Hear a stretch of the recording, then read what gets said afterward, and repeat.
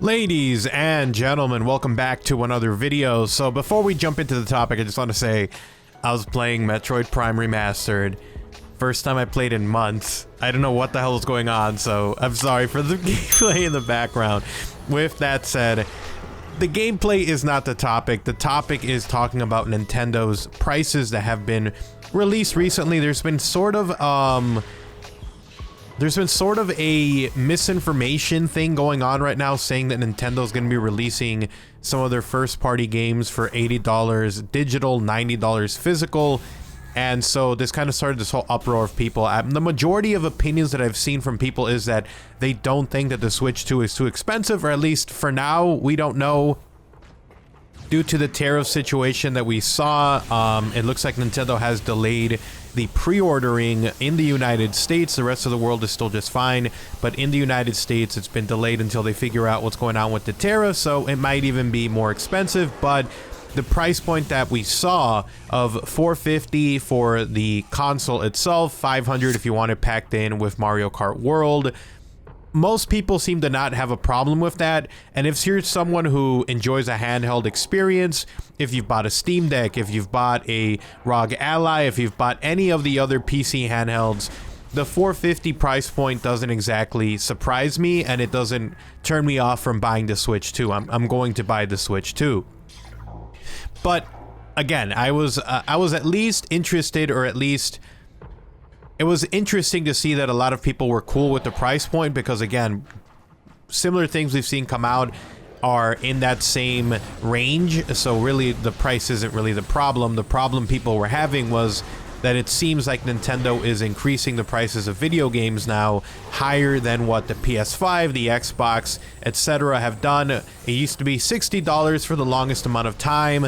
Then with next-gen games that came out for the PS5, it bumped up to $70. That became the new norm. And now Nintendo looks like they are bumping it up even higher to $80. So I just wanted to talk about that because, yes, that kind of sucks. First of all, no, there's no information out there that Nintendo's going to be doing a $80 digital, $90 physical for their first party banger games like Mario Party. That was something that was seen on a euro price. $90 or 90 euros was what they were seeing in other countries, and so they conflated that with the United States, and that's really not what's going on.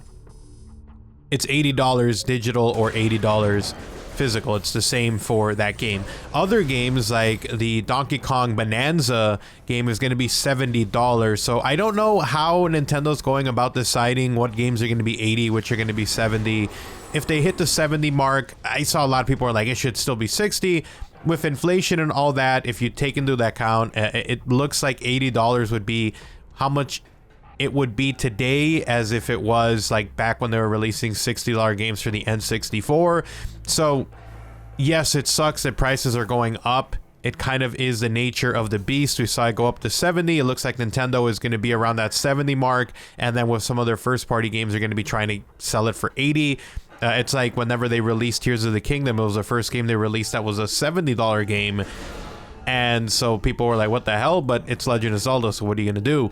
So I don't know how I feel about that just yet. On the one hand, like I was saying on Twitter, follow me over there if you guys don't, at OGXRAYZ, link down below. But Nintendo is one of the few studios, or like game studios, game developers, that doesn't just absolutely nuke some of their third-party, second-party games that don't do well on their console. Like, there's plenty of games that came out that have a hardcore fan base that by any metric you'd be like, wow, that was a flop, it didn't really sell that well. Nintendo doesn't go and be like, well, now we're shutting down that studio that works for us. They don't do massive layoffs. I think they had one recently, which was surprising, but the majority of the time Nintendo does not do massive layoffs. They're not crunching their developers to make games as quickly as possible. They don't get rid of studios because games underperformed, or maybe there's just a very hardcore fan base for that game. And that's, in my opinion, something that's good and something that we should, you know, talk about well for Nintendo, that they don't do that. So personally for me, I'm like, $80, it sucks if that is the price point, but it looks like they're going to be going with 70, and then whatever games they deem to be the 80 price point. They'll release it maybe like some first party stuff, but the majority of the games look to be the $70 option, which seems to be the standard across multiple games now. And again, Nintendo used to be the one game company you would go to if you wanted the cheaper console, if you wanted the cheaper games, and now it looks like they're meeting everyone else in terms of the price point and even going higher on some of their games. So you just are going to have to be more picky. I don't think that this is Nintendo being as greedy as they can possibly be. They've shown time and time again that when things get tough, they're the ones who are willing to take the hit so that their employees, so that their other studios aren't the ones affected. So I think it's just them trying to match what the rest of the market is doing. I don't want to speak for them. All I'm going to say is that I will be buying a Switch 2, that I think the 80 price point might be a little bit too high, but it's not every single game like some people were saying. And again, you're the consumer, you're the one who decides, is it worth that money or not. Games like Mario Kart World, probably, in my opinion, for me personally. Other people might be different. Some people aren't as big of a fans of Mario Kart, etc. You know, Donkey Kong Bonanza, $70. Looks like that might just be the base number, 70 across the board. It's just where you're gonna have to be. And you know, a lot of people are like, well, now kids are gonna have a harder time getting these games, telling their parents. And yes, that sucks. But again, like I said, like with so much time that has passed, the price point is gonna go up. Games cost more money to make now, and I see a lot of people who are like, well, Nintendo doesn't have the budget of like a studio that made like the Spider-Man games that were like hundreds of millions of dollars, or Horizon, or GTA, which is probably gonna, I don't know how much that's gonna cost, but it's probably gonna cost an insane amount of money. They're probably gonna charge like $100 for their game. Yes, Nintendo probably doesn't spend as much money as them, but they're still spending money, and if they're trying to make sure that they're taking care of their studios and developers, etc., then I can't really fault them for doing that. And again, if I don't want to support it, I won't buy it. It's really that simple. But the other thing, obviously the tariffs, we've been talking about that. It's going to be interesting to see what happens with that. Hopefully there's a way to kind of, I think Vietnam was where Nintendo really got screwed, because they moved the production to Vietnam that had lower tariffs, and then they slapped like a 48% tariff on it.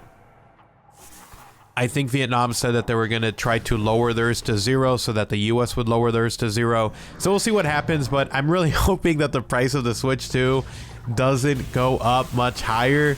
I'm still going to get it.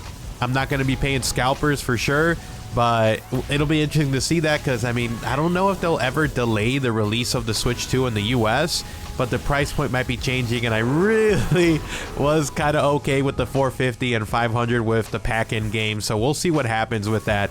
But anyways, with that said, I just wanted to do a short video talking about the whole situation. Let me know what you guys think in the comment section below. What do you guys think of the prices? Are you really mad? Or are you kind of like me, where I'm like, I'm upset but not surprised, and also I'm not like pissed off because I understand the trend of where the gaming industry is going?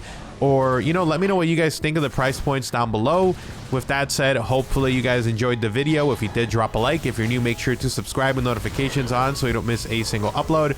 And if you want to support the channel directly, you can do so by checking out my sponsors, Control Freak and Aim Controller. I use them every time I play. Code OGXRAYZ gets you a discount, link in the description below to that, or through my Amazon influencer page if you guys would much rather do it that way. And then if you guys want to talk and interact, at OGXRAYZ over on Twitter, give me a follow down below. You guys have an awesome day. Take care. I'm out. Peace.